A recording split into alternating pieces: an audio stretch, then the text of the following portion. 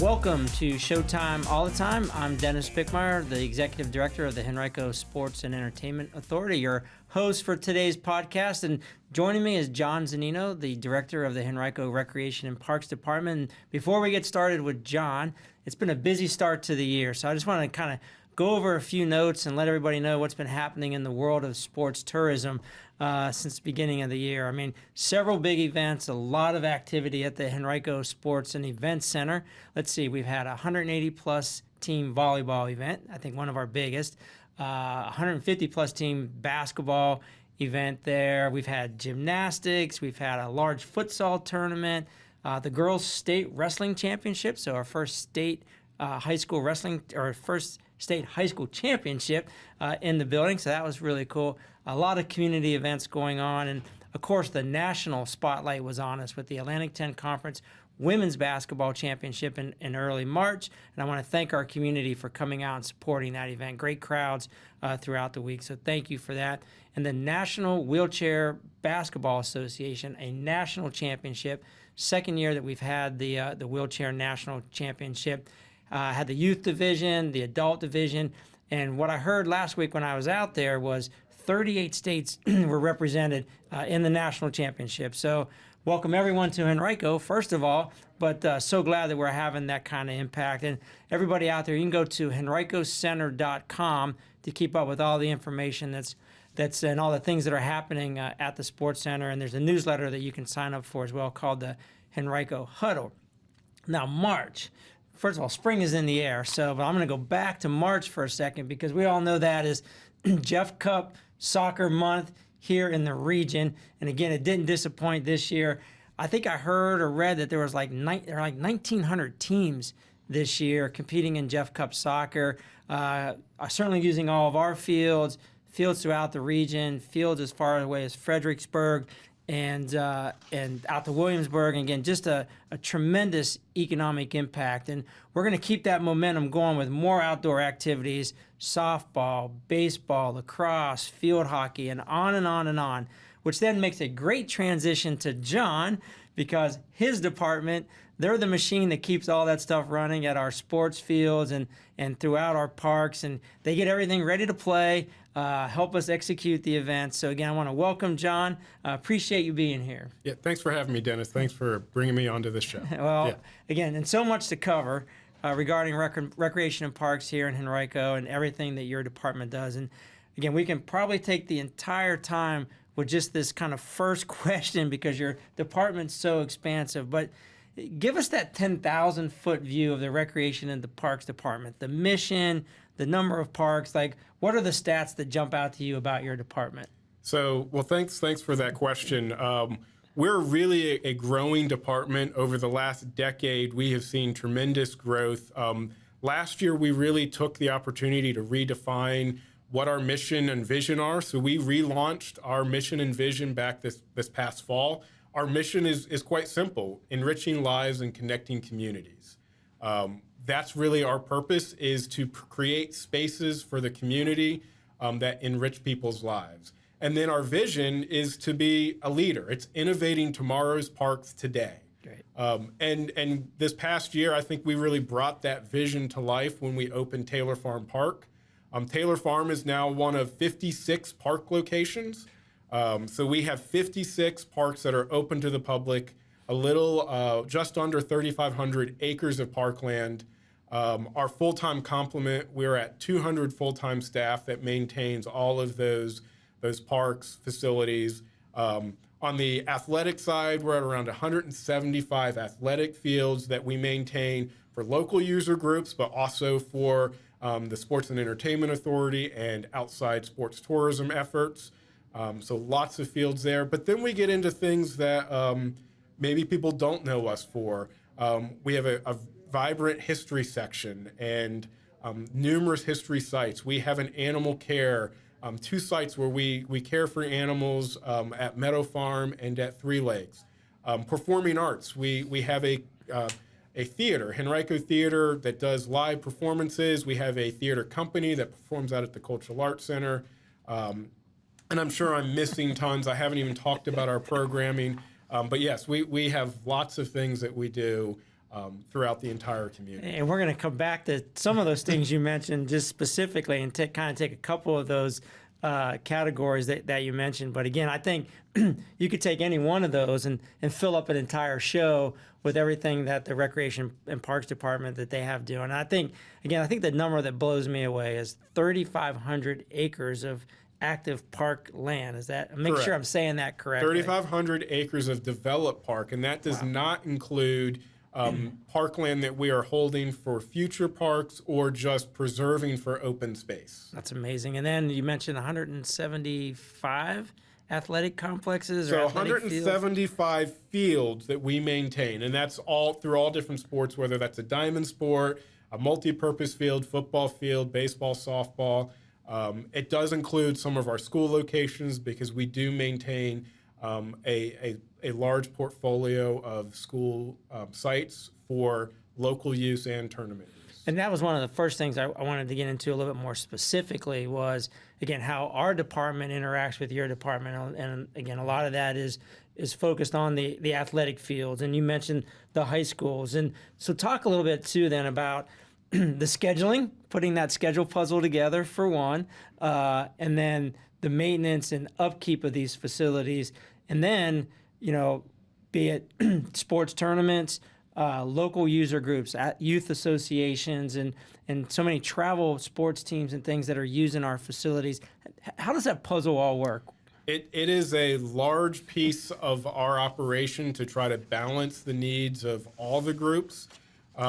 You started with the high school side. The 2016 bond referendum had funding to convert all of the high school fields, multi-purpose fields, stadium fields into synthetic. When we did that, our department took over the maintenance side of that operation. So all 9 high schools have synthetic fields that we maintain.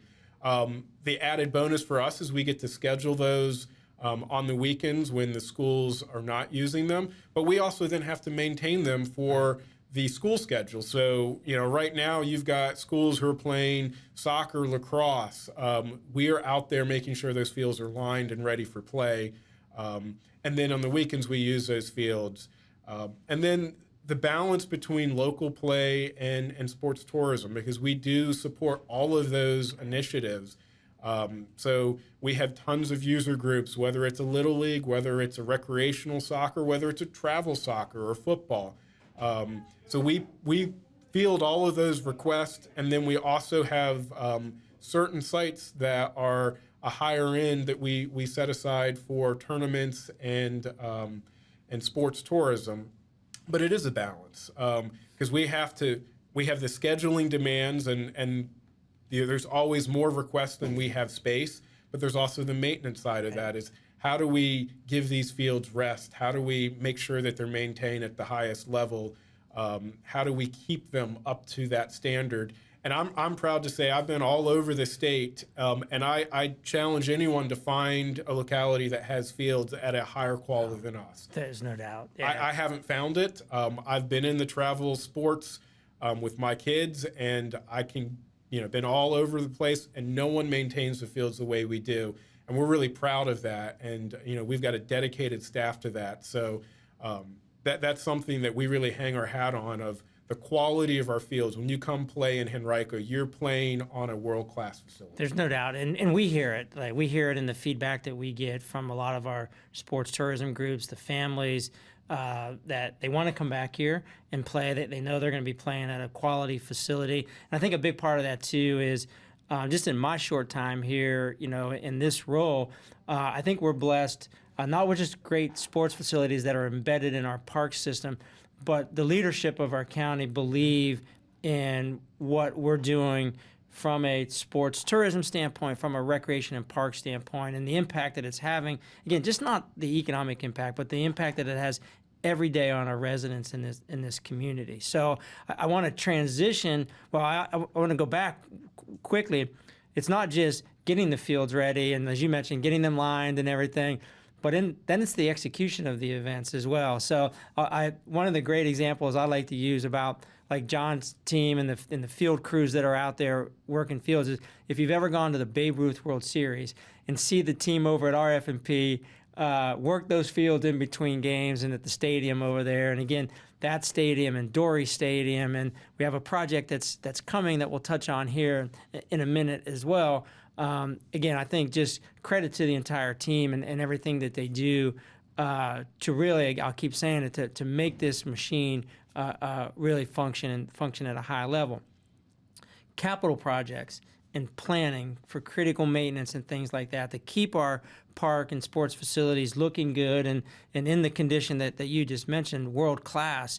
What's the process in looking at projects like a Taylor Farm Park, which, again, a couple of times we mentioned it, just for everybody out there, East End, amazing facility. I'm hearing that there are people that are driving from other parts of the region, Mid-Atlantic, that have heard about Taylor Farm Park. So talk about that for a second, but then how do you plan for major park projects like that, an expansion, the Glover Park like we're going through right now, and again, kind of look ahead to making sure that you're on a path to keeping the parks running well, looking good, but then to do some major projects like you're doing? Well, thanks for that question. So it is not by accident that we are where we are, and it really does go back to the county manager, the current board, and honestly past boards, because it takes years to get to where we are. Taylor Farm, it was part of a 2016 bond referendum, and we just opened that park this past year. So that was 8-9 years in the making, and some of the other projects we're talking about, it takes almost a decade, and we've got projects in the pipeline, not just now, but future years that we can discuss. But Taylor Farm is a great example of, truly community-based park, took feedback from the community, and we're seeing people from all over the region, all over the state. We had people from out of state coming in for the day to go to Taylor Farm. We had, in our first week of operation, 70,000 people come through that park. Amazing. We're on pace to have almost 1 million guests in one park. And to put that into perspective, of all of our park system last year, we had 6.7 million guests over our entire park system. And in 1 year, Taylor Farm Park might hit 1 million guests. That's amazing. Absolutely. But to go into that planning process, it really is a multi-year process. So a lot of our capital funding comes from a couple different pockets. It comes from our CIP, which is a capital improvement plan, which is a detailed 5-year plan, and then it also has a 5 through 10-year outlook. And we really look at what are our needs today, what are our needs tomorrow, and then we start putting items that are both new projects and also rehab. Also, where do we need to make improvements? That 2016 bond referendum that I go back to was really a good balance. It was an $87 million referendum for us, and half of those projects were rehabbing original parks from the early 80s, and the other half were new projects. Taylor Farm was a new park that came out of that. Glover expansion that we're going to talk about, that was part of that referendum. We are finishing up that referendum, but we also had a 2022 referendum that also had another $35 million of projects. So that's the long range. On the maintenance side, we do have money we get about $2 million annually for facility rehab. This budget that was just approved last night has a new line item in it for us that we're really excited about, which is for trail rehab. Wow. Trails is our number one requested amenity from our locals. It's how people get to our parks. It's what they do when they're in their parks. When tournaments are there, it's what families look for that downtime. So we're now adding $1 million in to expand our trail system and to rehab our trail system, because that is, people want to get out and enjoy nature. So we do some rehab in our budget, but then the bonds are really where we look for those future capital projects. That's amazing. You talked about that 5 and 10 year plan. We're going to talk about your crystal ball in a few minutes, but we've mentioned Glover Park a few times. So I want to kind of just talk specific about what's happening at Glover Park with this next phase of development over there. community-wise and sports-wise? Because it's in real time now. It's under construction. So give an update on Glover Park. So we're really excited about Glover. It is one of our first opportunities to take what was an athletic complex and expand the athletic side, but also add in community amenities. So we're doing a balance of, we're meeting the sports tourism demand that is out there in the market, but we're also bringing in community amenities so that residents nearby can enjoy things like a dog park, trails, playgrounds. So this project really encompasses all of that. There's really three components to this project. The first component is that community amenity. It's going to have our largest dog park in our park system, about 2 acres of land dedicated to a dog park. And anyone who knows us knows the popularity of our dog parks. So we're going to add one in the Brooklyn district. Large playground. So, the River Mill development is right up the road. The Fall Line Trail will have a spur trail so people can come into our park. They can use a nice playground facility. And then, as I mentioned earlier, trails. We're going to have a 5K trail. We could host cross country at that, but it's also just for the locals to be able to enjoy nature. That part of the park, you won't have any idea that you have athletic components nearby. You'll be immersed in nature with that. So the community amenities is one side, and then the sports tourism has 2 components. We're expanding our multi-purpose footprint. So we're adding 2 multi-purpose fields. That'll bring a total of 6 up. That is actually our biggest demand in our park system. When we did a needs assessment and our master plan update last year, we're actually showing a deficiency of 8 fields on the multi-purpose side. So that will help meet that need, but it'll also give us 6 synthetic multi-purpose fields in one place to be able to enhance the tournaments that we bring in and also give more local user groups during the week places to practice. And then the part that we're really excited about is getting into baseball, specifically on the synthetic side. So it will be 6 total synthetic baseball fields, 2 of which we are building, 4 are being built by a private developer, PBR. But when we're done with that, we'll have 6 baseball fields that we can really be an elite place on the East Coast to host tournaments. If I'm not mistaken, if I got my numbers right, once those 6 come online, take the high schools out of the equation for a minute, I think that pushes us to 20 diamonds maybe in the county, something like that. I mean, you look at Dory, Glen Allen, RF&P, and on the large scale, yes. Yeah. We have significant more when you're talking about some of those younger age there groups. You go. That's right. And then certainly our high school. So again, I encourage everyone to check out the progress that's being made over at Glover, and certainly look forward to all the different amenities, the community amenities, and then certainly the sports coming online. Probably within about a year plus. So maybe? timeline. We're hoping to have the community amenities open before the end of this calendar year. So look, November, December, we would have those open. The multi-purpose fields, we're targeting that March date, that Jeff Cup week. It's not a weekend anymore; it's an entire month. So we're hoping to have the multi-purpose fields ready in time for the spring season, and then the baseball side is spring as well. So this time next year, we're hoping to be complete with that project. That's awesome. I'm going to combine 2 other areas that you guys work on: programming and special events. So you guys run a lot of your own programming. Again, it's not all sports. You talked about nature, you talked about animals, arts and crafts, and then special events. We're well known for many celebrations that happen here in the county. The 4th of July celebration, Juneteenth. Again, talk about the importance of having this local programming and special events. Yeah, I'm glad you mentioned events, as I did not mention that in the intro. We really pride ourselves on our signature events, being able to provide spaces for the community to come out. Juneteenth and 4th of July, our Red, White, and Lights, are our 2 largest events. This year, we're super excited about Juneteenth. It's our 5th anniversary of hosting a Juneteenth celebration. It's also the 160th anniversary of Juneteenth, that date. So we're expanding our offering. We're making it a 2-day event. We're going to be doing a showcase the night before with a parade and a youth athletic football exhibition the night before Juneteenth. And then the day of, we'll have a full day or full afternoon of events. We're anticipating 15 to 20,000 people. Wow. Last year, we had 17,000 people in one day out at Dory Park. And we're super excited about the lineup of entertainment. We've got something really cool that actually just arrived to town this week. I got a video of it this morning, but we're adding a mobile LED screen to all of our events.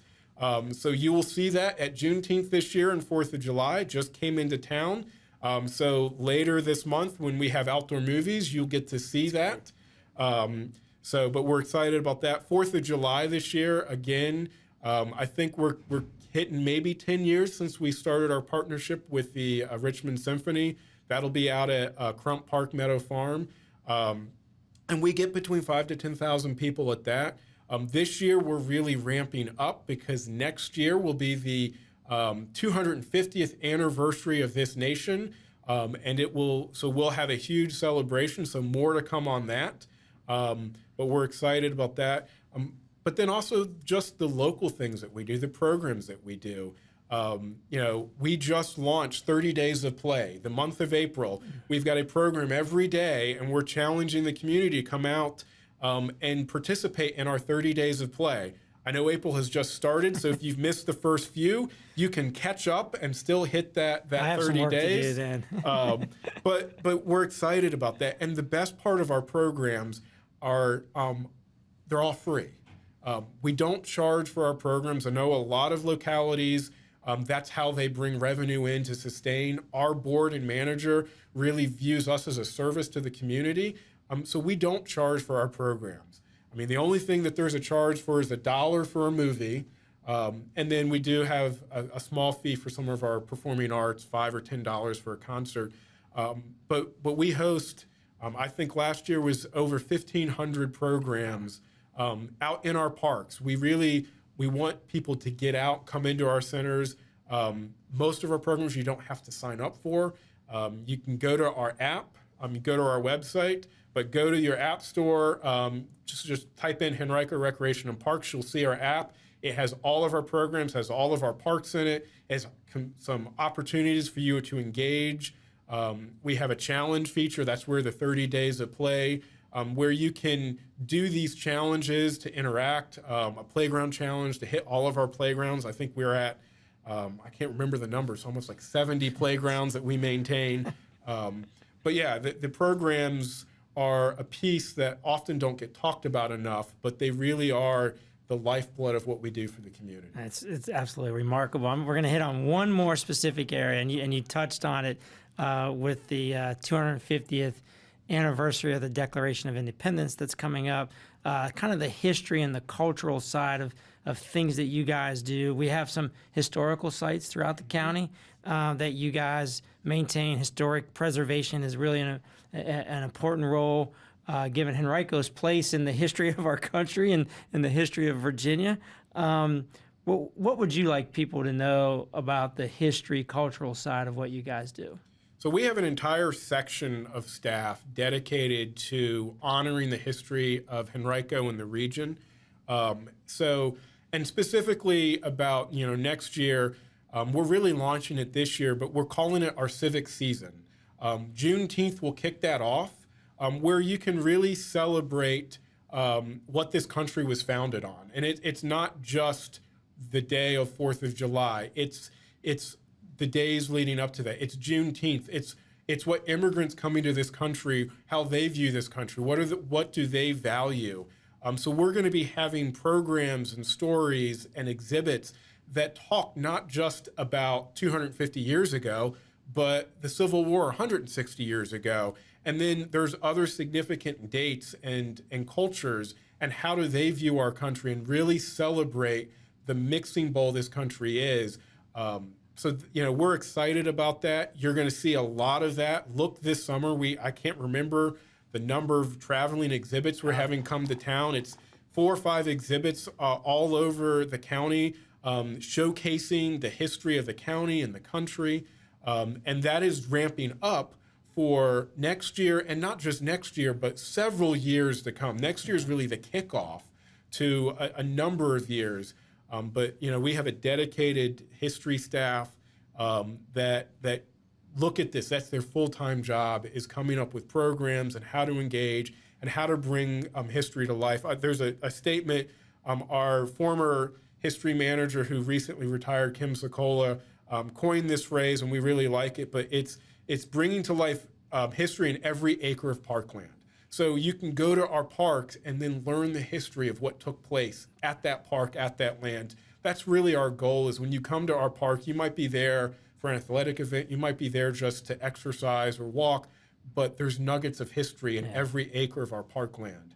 And that's what that staff does, is really try to bring that to life. It's been fun. I've been able to interact with them a little bit around the Virginia 250th celebration. And again, for everybody out there, there's a whole menu of activities happening around the 250th, certainly here in Henrico County, but statewide, and actually a national event as well. So really excited to see everything that we have going on. And as John said, it goes beyond July 4th, 2026. We're going to keep all that history going well beyond that. All right, again, we can take any one of these subjects and fill up a whole show on it. But thank you for the insight on some of the specifics that, that this department does. But now look ahead. Look into your crystal ball. What's the next couple of years look like for the department, for projects, things that you're excited about? So, one of the things that I've been talking to staff about is the growth that I see. So we talked about Glover Park. That is coming online. But we have other parks. We have a property out at Kane Road that we're at that beginning step. We're going to be master planning that. So that will be a brand new park that was part of the 2022 referendum.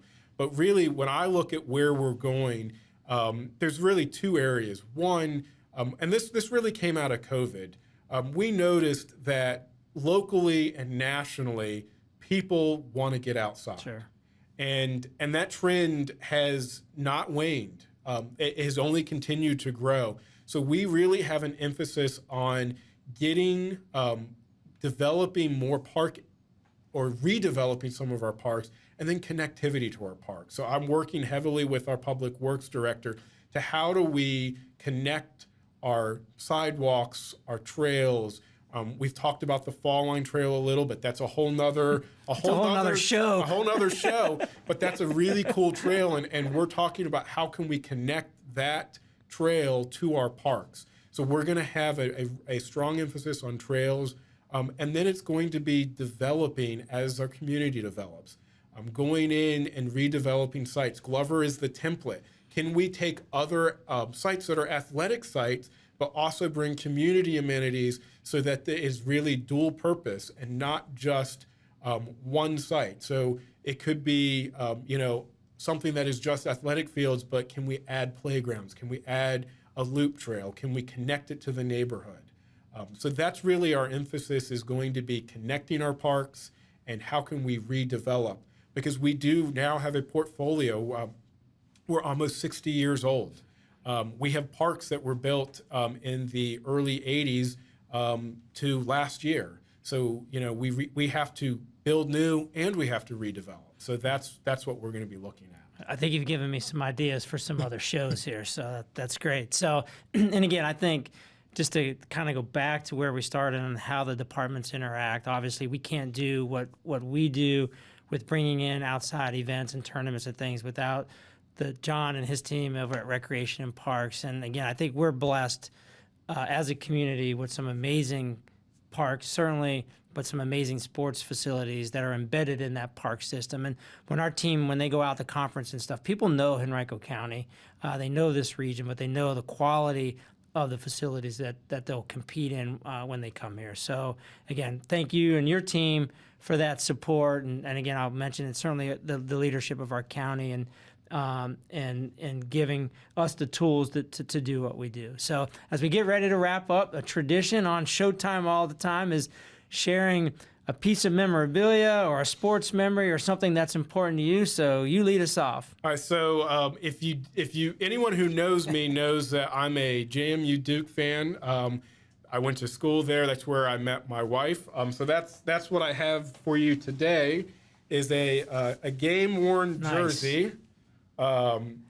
This was actually from the 2012 season. I don't know the player, so any players out there, number 25 from 2012, this was your jersey. Nice. But the significance for me, I said I met my wife at JMU. This was a gift from her to me when she told me that she was pregnant with our second. Our first daughter, we had a son first. Maybe coincidence, maybe not. She is named Madison. Oh, excellent. So she's now, I guess it's 13 or 12. Wow. But yeah, the game-worn jersey, that, Duke fan. So that's good for you. Awesome. That is a great gift. So. I love it. So I thought it was 25. I thought maybe you were joining the football team, and 20 is like you signed your letter of intent. Letter of intent. Yeah. No. Well, how many NIL deals do you have? Let's go. I might have some eligibility. I don't know. All right. Excellent. All right. So mine's. I'm going to show a picture here. So I bet you didn't know. I don't think we've ever talked about this, but I'm an old recreation and parks guy, going back to my high school years in early college, working in the town, which actually I think it's a village now, the village of Bel Air, Ohio. We certainly did not have 3,500 acres of parkland, but we had one swimming pool that we ran. We had some diamonds that we did all the maintenance, cut the grass, lined the fields, and we even umpired. So we would do the fields, prep the fields in the morning, and then we'd umpire girls softball for most of the afternoon, and then jump in the swimming pool to cool off. But I will tell you, so first of all, let me go back to this for a second. So I pulled out, I know it might be hard to see here, but I actually pulled out a picture. We did a reunion of our employees from the Bel Air Recreation and Parks Department from a couple of summers ago. That was our director, Kenny Myers, really actually well known in Ohio from the recreation and park standpoint. Eventually became a city manager in Northwest Ohio town, or city. But it was so great to get together with these folks and tell stories about our recreation and parks days. It could be weed eating somewhere in a park, or getting ready to run a men's basketball league or something like that. So thank you for letting me share that, because I have such great memories of that. But I will say this, I'm going to take this opportunity to do a little bit of a PSA too, because it helped me get experience. It helped me build a resume. So for all of our young people out there, the Recreation and Parks Department, you've heard everything that they do. These are great summer jobs. So moms and dads, caregivers out there, encourage your kids to look at the job opportunities that are available at Recreation and Parks, because I will tell you, it provided me with the foundation to we talk about this all the time. We all wear so many hats in our job.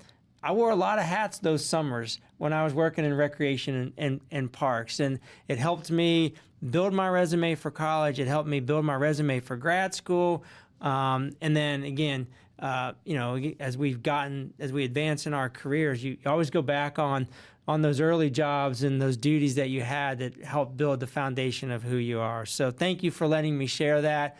Again, I want to encourage everyone to look at these job opportunities with recreation and parks. So we have jobs on the board right now. There you go. So if you want to work this summer camps, didn't even talk about summer camps, but we are expanding our summer camps. We have jobs on the board right now. Camp registration just opened yesterday, and within the first hour, most of our sites filled. We still have a few sites left in the East End. But yes, if you're looking for a summer job, we got camp counselors out there. I think it's camp instructor. We hire high school, college. So go look out there, henricojobs.com. So opportunities. So there you go. So again, I want to thank John for being our guest, and he probably already has one of these, but we give our guests, one of our Henrico Sports and Entertainment mugs, our Showtime All the Time mugs, and a couple squeeze balls in there. I know he's a soccer dad, so I put the soccer ball on top there for him. But again, I want to thank you. I want to thank your department, your team, for everything that you guys do to again keep that machine running and keep smiles on the faces of our residents who enjoy our park system, and certainly our out-of-town guests. So thank you, John. And then thank all of you for watching and listening to Showtime all the time, and we'll see you again next month.